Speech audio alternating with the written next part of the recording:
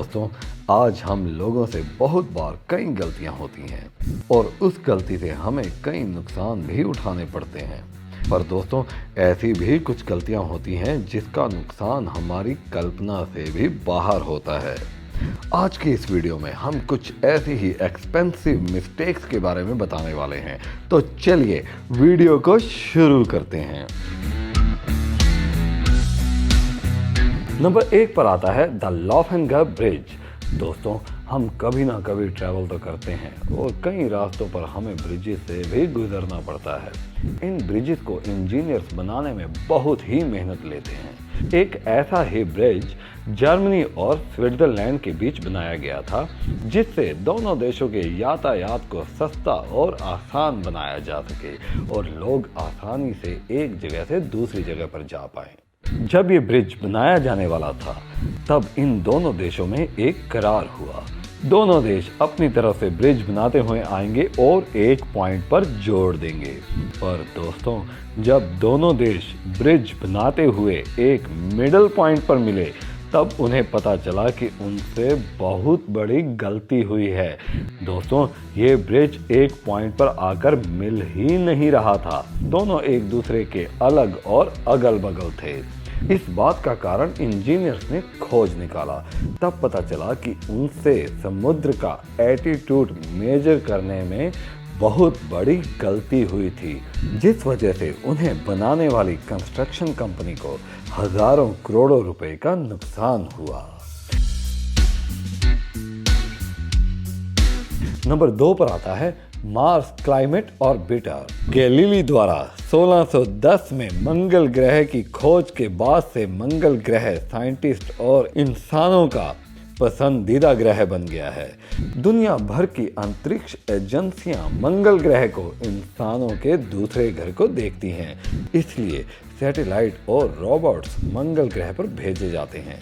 1971 से लेकर आज तक मंगल पर कई सैटेलाइट्स और रोबोट्स मंगल ग्रह पर भेजे जा चुके हैं, लेकिन इनमें से सबसे इम्पोर्टेंट था मार्स क्लाइमेट ऑर्बिटर, जिसे नासा द्वारा 1999 में मार्स पर भेजा गया था, जो कि मंगल के मौसम के बारे में पता लगाने वाला था।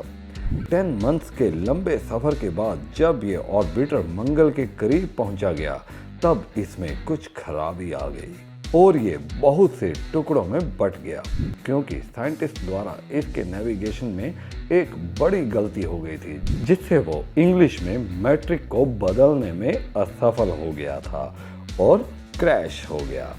इस गलती से नासा को 2000 करोड़ रुपए का नुकसान हुआ। नंबर 3 पर आता है द आइजैक पेरल। दोस्तों, हम गलतियों से बच सकते हैं अगर हम अपने काम को पूरी तरह से परख कर लें। लेकिन दोस्तों, स्पेन की नेवी द्वारा जब 2013 में S81 आइजैक सिमरिल पेरल का निर्माण किया गया, तब शायद उन्होंने इसके निर्माण पर ध्यान नहीं दिया, क्योंकि जैसे ही उन्होंने अपने सिमरिंग को पानी में उतारा तो वो वापस ऊपर नहीं आ पा रहा था। इसकी बहुत बड़ी वजह थी, वो थी इसका वेट और डिज़ाइन। इसका वेट 700 से 1000 टन से भी ज़्यादा था। जब ये गलती हो गई, तब इसे सुधारने के लिए इस पर कई ज़्यादा पैसे लगाए गए। दोस्तों, आपको जानकर हैरानी होगी कि इस सिमरिंग को सुधारने में 72 करोड़ रुपीस पर मीटर के हिसाब से लगे, जो कि बहुत ज़्यादा थे। इतना ज़्यादा खर्च करने पर इस सिमरिंग की टोटल कीमत 1300 करोड़ रुपीस थी, जो कि उनके टोटल बजट के 10% थी।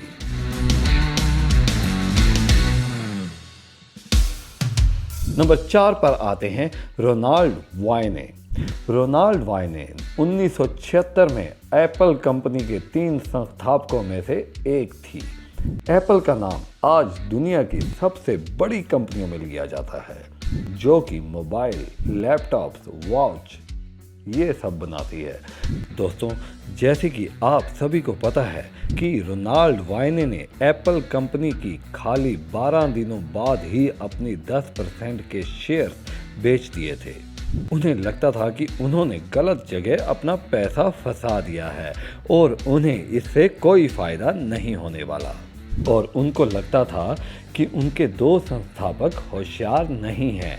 लेकिन आपको जानकर हैरानी होगी कि उनके इस गलत फैसले ने उन्हें अरबपति होने से रोक दिया, क्योंकि ये कंपनी छोड़ने के बाद ये कंपनी दुनिया की सबसे बड़ी कंपनियों में से एक बन गई और उनके साथी संस्थापक भी अरबपति बन गए।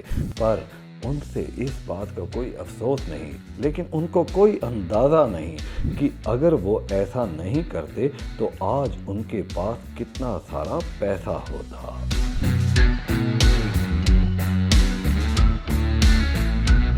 नंबर 5 पर आती है बिग बैन। लंदन की बिग बैन घड़ी के बारे में तो आप सभी को पता ही है और आप में से कई लोगों ने इसे देखा भी होगा। बिग बैन वो घड़ी है जिसमें लगा हुआ घंटा पुराने समय में बिल्कुल सही समय बताता था। साथ ही इस घड़ी को ब्रिटिश पार्लियामेंट का प्रतीक भी माना जाता था। आज भी बिग बैन दुनिया की सबसे जटिल घड़ियों में से एक है। ये बिल्कुल सही समय बताता है। पर दोस्तों, क्या आपको पता है बिग बैन को बनाते वक्त इसके डिजाइनर्स और इंजीनियर्स द्वारा बहुत सी गलतियां हुई हैं, क्योंकि 1857 में टेस्टिंग के दौरान इसका घंटा टूट गया, जिसके बाद 1859 में नया घंटा लगाया गया। और हैरानी की बात तो ये है कि ये नया घंटा भी बेकार साबित हुआ, क्योंकि बस 3 दिनों में ही इसमें दरारें आ गई। बाद में पता चला कि इसमें लगाने वाला मेटल बहुत ही ज्यादा कमजोर था, जो कि इतनी ऊंचाई पर टिक नहीं पा रहा था। साथ ही बड़ा हथौड़ा होने की वजह से ये बार बार चटक रहा था। उस समय इस गलती के लिए इंजीनियर्स और डिजाइनर्स को लाखों रुपए का नुकसान हुआ। बाद में इसे हिलाने की बजाय घुमावदार बना दिया गया और हथौड़े का साइज भी छोटा कर दिया।